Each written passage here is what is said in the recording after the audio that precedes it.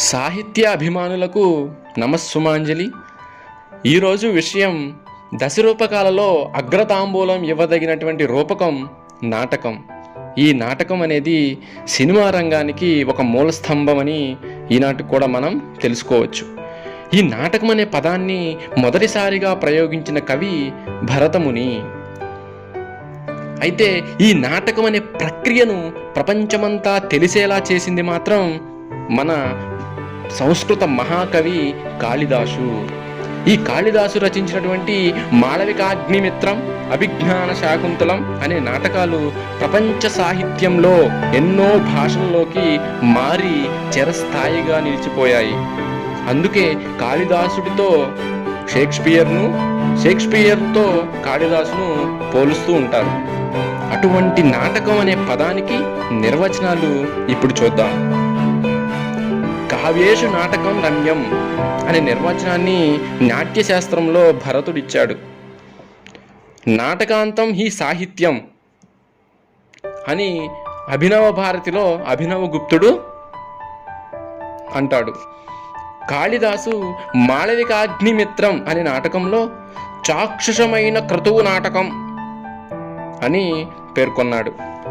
ఈ విధంగా నాటక నిర్వచనాలు ఇచ్చిన కొందరు కవులైతే అసలు నాటకం ఎప్పుడు ఫలితం చేకూరుతుంది అనే దానికి ధనంజయుడు తన దశరూపకాలలో నాటక భేదాలు గురించి చెప్పి, నాటక ప్రసిద్ధి చెందాలంటే నాటకకర్త ఎంత గొప్పగా రచించినా సహృదయుడైన ప్రేక్షకుడు ఉండకపోతే ఆ నాటకానికి ఫలితం ఉండదు అని చెప్పాడు. ఈ విధంగా నాటకం అనేది చాలా గొప్పదని మనకు తెలుస్తుంది. నాటకాలు ప్రధానంగా రాజధర్మం, పూజాధర్మంతో పాటు దైవ ప్రమేయాన్ని కూడా ప్రస్తావిస్తాయి. ఈ నాటకం మొదలు పెట్టడానికి ముందు పూజా కార్యక్రమాలు చేస్తారు. ఆ పూజా కార్యక్రమాలు జరిగేదానిని పూర్వరంగమని, అది 2 విధాలని మనం దశరూపకాలలో చెప్పుకున్నాం. ఈ పూర్వరంగం 2 రకాలు. 1 క్రియారూపము, 2 వాగ్రూపం. నాటకం ప్రారంభంలో నందీశ్వరునికి చేసే ఒక అర్చనా విశేషమే క్రియారూపం. వాగ్రూపం వచ్చేటప్పటికి పూజ జరిగిన తరువాత చదివే మంగళాచరణ శ్లోకము రంగస్థలంపై జరుగుతుంది. ఈ శ్లోకము 8, 12, 18, 22 అనే సరి సంఖ్య పదాలతో మాత్రమే ఉంటుంది. దీనినే వాగ్రూప శ్లోకమని, నాందీ శ్లోకమని అంటారు. ఈ నాందీ శ్లోకాన్ని పఠించేవాడే సూత్రధారుడు. నాందీ శ్లోకంలో ఆశిస్సు, నమస్సు, మేలు ఉంటాయి. నందయతీతి నాంది అని సాధారణ నిర్వచనం. అంటే ఆనందింపచేసేదే నాంది. ఈ నాందీకి దశరూపకారుడు ఒక నిర్వచనాన్ని ఇచ్చాడు. అర్థత శబ్దతో వాపి మన కావ్యార్థ సూచనం అని నిర్వచనం. అర్థము చేత గాని శబ్దము చేత గాని కొంచెం కావ్యమును సూచింపవలెను అంటే ఈ నాందీ శ్లోకంలో ఆ నాటకం లేదా కావ్యం యొక్క అర్థాన్ని చెబుతాడు. ఇక్కడ ఒక విషయం తెలుసుకోవాలి. కాళిదాసు, భరతుడు మాత్రం ఇలా నాందీ శ్లోకంతో కావ్యార్థ సూచన చేయలేదు. కావ్యార్థ సూచన చేసినటువంటి మొట్టమొదటివాడు భాసుడు. ఈ నాందీ శ్లోకం లాగే ప్రస్తావన, అంకము, అర్ధోపక్షేపకములు, అర్ధప్రకృతులు, పంచసందులు, వృత్తులు భరతవాక్యం. ఈ విధంగా నాటకంలో భాగాలు ఉన్నాయి. ఈ నాటక భేదాలను మనం తెలుసుకోవడం వల్ల ఒక సినిమాకి మంచి స్క్రిప్ట్ రాసేటువంటి జ్ఞానం లేకపోతే నైపుణ్యం ఇవన్నీ మనకు కలుగుతాయి. అయితే ఈ నాందీ శ్లోకం యవనిక తీసిన అనంతరం పఠిస్తాడు. అసలు యవనిక అంటే ఏమిటి అంటే తెర. ఈ యవనిక అనే పదం గ్రీకులది. మన భారతీయులు వాళ్ళని యవనులు అని పిలిచేవాళ్ళు. భారత నాటక రంగానికి తెరను ఉపయోగించే విధానాన్ని గ్రీకులే నేర్పించారు. ఈ యవనికకు పర్యాయ పదం జవనిక. ఇక్కడ చాలా ముఖ్యమైన ప్రశ్న ఒకటి వస్తుంది. ఈ యవనిక అనే పదానికి జవనిక పర్యాయపదం వాడిన కవి రాజశేఖరుడు. 10వ శతాబ్దానికి చెందినటువంటి ఈయన కర్పూర మంజరి అనే ప్రాకృత భాషా రూపకంలో అంకములు అనుటకు బదులు జవనికాంతములు అని ప్రయోగించాడు. ఆ జవనికాంతములు, జవనిక ప్లస్ అంకములు. సో ఇక్కడ యవనిక అనే పదానికి జవనికగా తీసుకోవడం జరిగింది. ఇక రెండవది చూస్తే ఆముఖము. దీనినే ప్రస్తావన అని మరొక పేరుతో పిలుస్తారు. స్థాపనలో ఆముఖము ఒక భాగం. ఈ ఆముఖము భారతీయ వృత్తికి గల అంగములలో ఒకటి. భారతీయ వృత్తి అంటే ఏం లేదండి, సంభాషణ రూపంలో జరిగేటువంటి ఒక భాగం.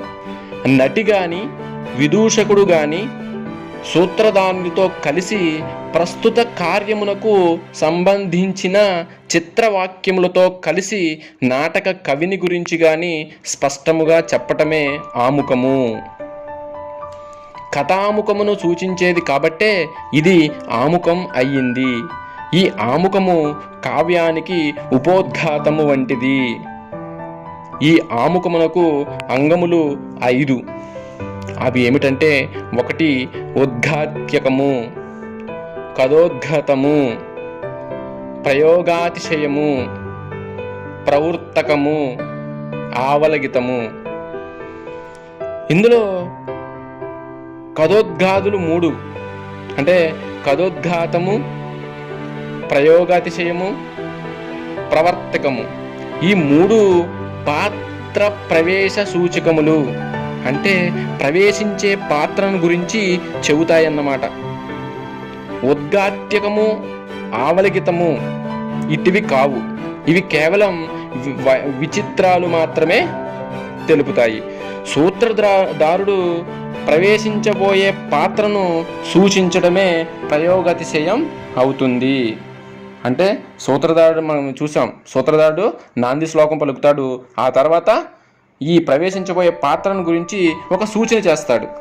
అదే ఆముఖంలోకి వస్తుంది. సూత్రధారుడు చేసిన ఋతువర్ణన అనుసరించి పాత్ర ప్రవేశిస్తే అదే ప్రవర్తకం అవుతుంది. ప్రస్తుత కథకు అనుగుణంగా సూత్రధారుడు ప్రయోగించిన అర్థాన్ని తీసుకుని పాత్ర ప్రవేశిస్తే అది కథోద్ఘాతము అవుతుంది. ఉదాహరణకు సంస్కృతంలో ముద్రా రాక్షసం, తెలుగులో తిరుపతి వెంకట కవులు రచించినటువంటి పాండవ జననం, పాండవ విజయం మొదలైన నాటకాలలో చమత్కారంగా జరిగినది ఈ కథోద్ఘాతం. ఈ ఆముఖంలో పాత్రలు అధికముగా ఉండరాదు. సూత్రధారుడు తప్పనిసరిగా ఉండాలి. ఇతడే నాటకమున పూర్వరంగ ప్రవర్తకుడు. నటి, పారిపార్శ్వకుడు లేదా విదూషకుడు వీళ్ళు కూడా ఇందులో భాగం. సూత్రధారుడు భారతీయ వృత్తిని ఆశ్రయించి ఉంటాడు. అంటే కేవలం సంభాషణ రూపంలో నటితో గాని విదూషకులతో గాని మాత్రమే ప్రదర్శించబోవు నాటకం గురించి ప్రసంగించుటమే ఆముఖం. ఈ సూత్రధారుడే నేటి మన దర్శకుడు. ఇక్కడ చాలా చాలా మంచి బిట్టు అడిగే అవకాశం ఉంది. పూర్వకాలం నాటకాలలో సూత్రధారుడు ఈ క్రింది వాళ్ళలో ఎవరవుతారు? అప్పుడు 4 ఆప్షన్స్లో దర్శకుడు అనేది ఉంటుంది. దాన్ని మనం చూసిస్తే కరెక్ట్ మార్క్ అవుతుంది. పూర్వరంగమునే కాక నాటకమంతయు తెర వెనక నుండి పర్యవేక్షించు నిర్వహిస్తాడు. ఇప్పుడు అంకము. భావగీతములు తప్ప ఏ గ్రంథమైనా కొన్ని భాగాలుగా విభజించడం సర్వసాధారణమైన విషయం.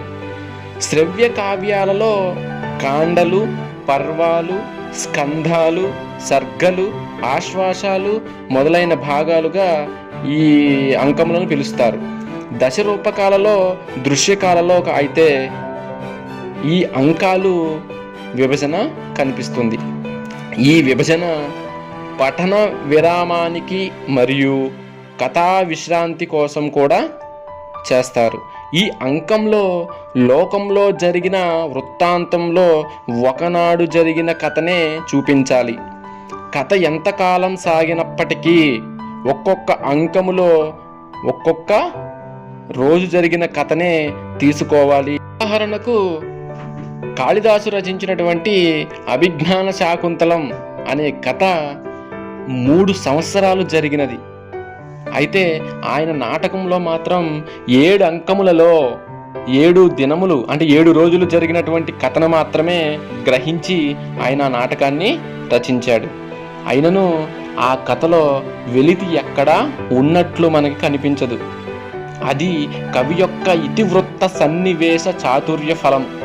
అటువంటి ఫలము, అటువంటి చాతుర్యము కాళిదాసు దగ్గర చాలా ఉంటుంది. నాటకాలలో ఏ ఉత్తమమైన నాటకము అయినప్పటికీ ఇలాగే ఉంటుంది. కథంతయు ఒక నాయకుని ఆపేక్షిత ప్రయోజన పారాయణముగానే ఉంటుంది. సాధ్యమైనంత వరకు అన్ని అంకములలోనూ నాయకుని యొక్క ప్రవేశము కన్ఫామ్గా ఉండి తీరాలి.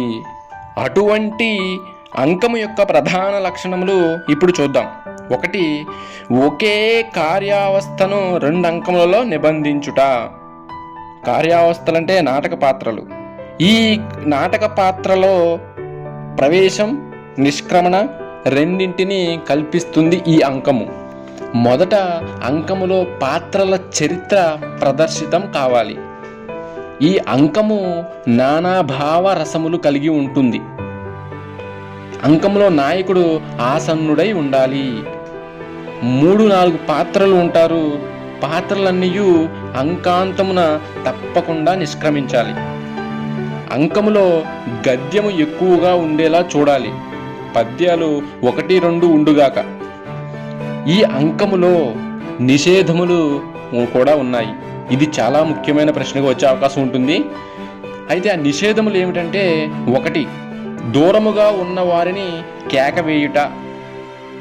నెక్స్ట్ వధ అంటే చంపడం.